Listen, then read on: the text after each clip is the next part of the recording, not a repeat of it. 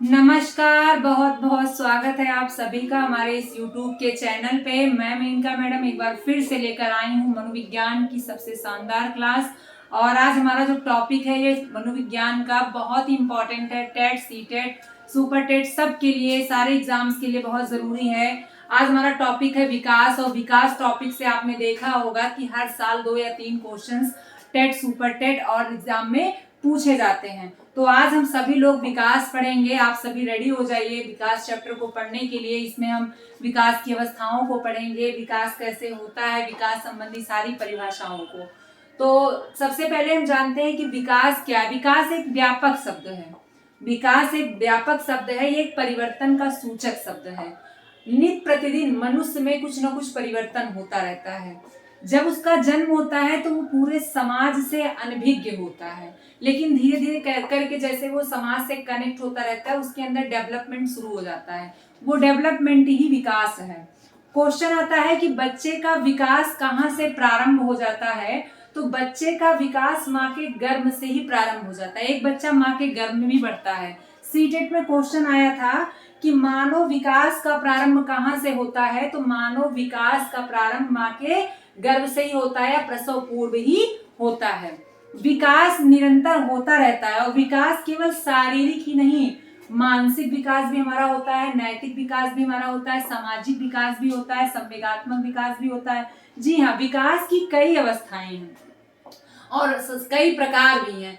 अवस्थाओं में हम शैशवावस्था, बाल्यावस्था, किशोरावस्था को पढ़ेंगे। जबकि अगर हम प्रकारों की बात करें तो विकास में शारीरिक विकास, मानसिक विकास, संवेगात्मक विकास, सामाजिक विकास, नैतिक विकास, इन सारी चीजों को पढ़ेंगे। हमारे नैतिक विकास पर चर्चा कोहल वर्ग महोदय ने किया है। जी हाँ, क्वेश्चन आता है कि नैतिक विकास सिद्धांत है, तो ये किसका है बच्चों? कोहल वर्ग का है। हमारा क्वेश्चन आता है बौद्धिक विकास। बौद्धिक विकास सिद्धांत किसका है? जिन्होंने ज्ञानात्मक विकास की बात कही, संज्ञानात्मक विकास की बात कही, जल्दी से बताइए बच्चों।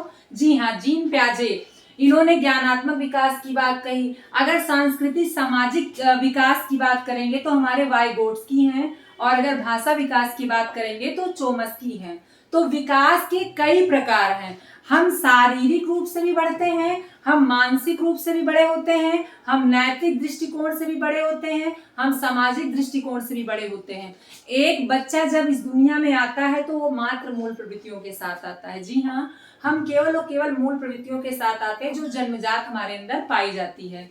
लेकिन जब हम समाज से जुड़ते हैं तो धीरे धीरे समाज के रीति रिवाज, परंपरा, प्रथा, क्रियाकलापों को सीखते हैं और हम भी एक सामाजिक प्राणी बनते हैं। तो जो मनुष्य का विकास होता है माँ के गर्भावस्था से लेके जीवन पर्यंत चलता है।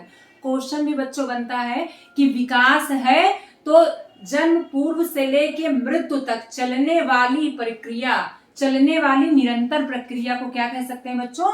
विकास कहते हैं। माँ के गर्भ से लेकर जीवन पर्यंत हम कुछ न कुछ विकसित होते रहते हैं, शारीरिक रूप से भी, मानसिक रूप से, संवेगात्मक रूप से भी, नैतिक रूप से। अगर हम विकास की परिभाषाओं की बात करें, अब तो भाई परिभाषाओं से भी क्वेश्चन बनता है। ये सब तो किताबी परिभाषाएं हैं, और लेकिन कुछ स्टेटमेंट जो पूछे जाते हैं या हमारे आपके जो शब्द हैं उससे हटकर जो पूछे जाते हैं, हमको उसको भी याद करना पड़ता है।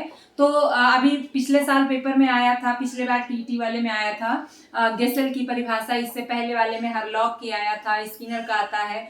तो उन 3-4 परिभाषाएं जो इंपॉर्टेंट है उन तीनों परिभाषाओं को हम समझ लेते हैं। अगर हम स्किनर महोदय की बात करें तो कहते हैं कि विकास वंशानुक्रम वातावरण की अंतःक्रिया का प्रतिफल है। और अगर हम हरलॉक महोदय की बात करें तो बोर्ड पर लिखा भी है, इस परिभाषा को आप स्क्रीनशॉट करके लिख भी सकते हैं क्योंकि बहुत ही इंपॉर्टेंट परिभाषा है, 2 बार एग्जाम में पूछी जा सकी है। आपके हरलॉक कहते हैं कि विकास अभिवृद्धि तक सीमित नहीं है।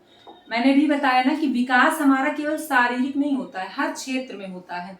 वृद्धि तो केवल शारीरिक होती है, एक समय पे आके रुक जाती है, जिसका मापन संभव होता है। जी हाँ, क्वेश्चन आता है अगर वृद्धि विकास से संबंधित कि दोनों में अंतर क्या है, तो वृद्धि केवल शारीरिक होती है जबकि विकास हमारा चारों दिशाओं में होता है। इसीलिए वृद्धि जो होती है वो मात्रात्मक होती है और विकास हमारा गुणात्मक होता है। ऐसे क्वेश्चंस आपको देखने को मिलेंगे। तो हरलॉक महोदय भी कहते हैं कि जो विकास है वो केवल वृद्धि तक सीमित नहीं, प्रौढ़ावस्था के लक्ष्यों को प्रगतिशील बनाना भी इसमें निहित होता है। यानी हम दिन प्रतिदिन जो प्रगति करते हैं वो सारी प्रगति ही हमारा क्या है, विकास है, ऐसा हमारे हरलॉक महोदय कहते हैं। अगर गेसेल की परिभाषा बात करें तो विकास इन्होंने केवल एक विचार नहीं माना है, इन्होंने कहा है संश्लेषण व्यवहारात्मक रूप से इसे जांचा परखा जा सकता है। मनुष्य दिन प्रतिदिन कुछ ना कुछ सीखता है और अपना डेवलपमेंट करता है, यही हमारा विकास है। मैंने अभी बताया कि विकास एक व्यापक शब्द है जो परिवर्तनों को सूचित करता है। वो परिवर्तन हमारे शारीरिक भी होते हैं, वो परिवर्तन हमारे संवेगात्मक भी होते हैं, वो परिवर्तन हमारे नैतिक भी होते हैं। तो एक एक करके हम समझेंगे कि विकास के प्रकार क्या है और कैसे विकास हमारा होता है। सबसे पहले अगर हम शारीरिक विकास की बात करें तो मनुष्य जब छोटा होता है तो उसके हाथ पैर सारी चीजें छोटी होती हैं, लेकिन आयु बढ़ने के साथ साथ वो बड़ा होने लगता है, उसके सारे अंग प्रत्यंग में परिवर्तन होने लगते हैं। इसे हम शारीरिक विकास के दृष्टिकोण से देख सकते हैं। अगर हम मानसिक विकास की बात करें तो पहले बच्चा बड़ा कम समझ रखता है, लेकिन जैसे जैसे वो समाज से कनेक्ट होता है, वो सामाजिक क्रियाकलापों रीति रिवाजों से परिचित होता है और अपना मानसिक डेवलपमेंट भी करता है। तो कह सकते हैं कि मनुष्य का जो मानसिक डेवलपमेंट है वो समाज से शुरू होता है और लाइफ टाइम तक चलता रहता है। हम दिन प्रतिदिन कुछ ना कुछ नया सीखते रहते हैं और मानसिक तौर पे परिपक्व होते हैं। अगर हम संवेगात्मक विकास की बात करें बेटा, तो जब बच्चा छोटा होता है तो वो संवेगात्मक रूप से अपरिपक्व होता है। अपरिपक्व का मतलब जैसे मान लीजिए कि एक बच्चा है, अगर उसकी माँ ने उसको गोद से उतार दिया तो वो रोने लगता है, लेकिन जैसे उसने ले लिया वो हंसने लगता है। यानी उसका संवेग क्या है, बिल्कुल अस्थिर है, वो पल भर में रो देता है, पल भर में हंस देता है।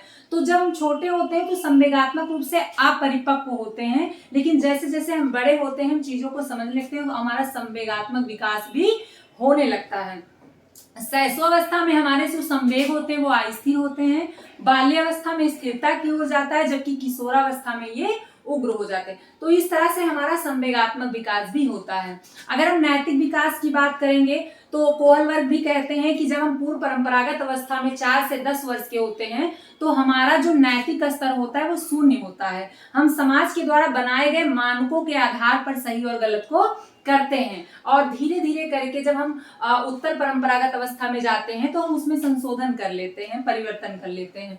तो हमारा नित्य प्रतिदिन नैतिक विकास भी होता रहता है। इसी प्रकार से हमारा सामाजिक विकास भी होता है।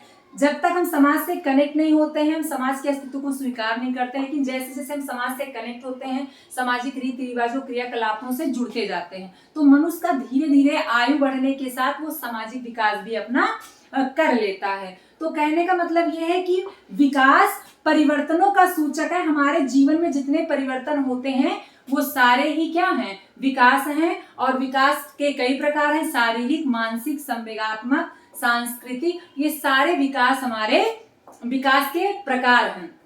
और हम हमेशा कुछ न कुछ नया सीखते रहते हैं, यही हमारा डेवलपमेंट है। अगर हम विकास की प्रकारों की बात करें तो विकास की प्रकारों में सबसे पहले हम पढ़ते हैं शारीरिक विकास। तो शारीरिक विकास को समझने के लिए हम शारीरिक विकास की अवस्थाओं को समझेंगे। तो शारीरिक विकास की अवस्थाओं को समझने के लिए सबसे पहले कितनी अवस्थाओं में हमारे शारीरिक विकास को बांटा गया है, हम सर्वप्रथम उसको समझते हैं। तो हमारी 3 विशेषताओं, हमारी 4, लेकिन मनोविज्ञान के अंतर्गत हम मात्र 4 ही पढ़ते हैं, वैसे तो हमारी 5 अवस्थाएं हैं। तो पहले हम पढ़ते हैं शैशवावस्था। जी हम कौन सी अवस्था पढ़ते हैं विकास में, शारीरिक विकास में पहली अवस्था को हम पढ़ते हैं शैशवावस्था के रूप में, जो जन्म से लेके 6 वर्ष तक होता है। जी हाँ, अभी टीईटी में क्वेश्चन भी आया था कि शैशवावस्था की अवधि क्या है, तो जन्म से 6 वर्ष।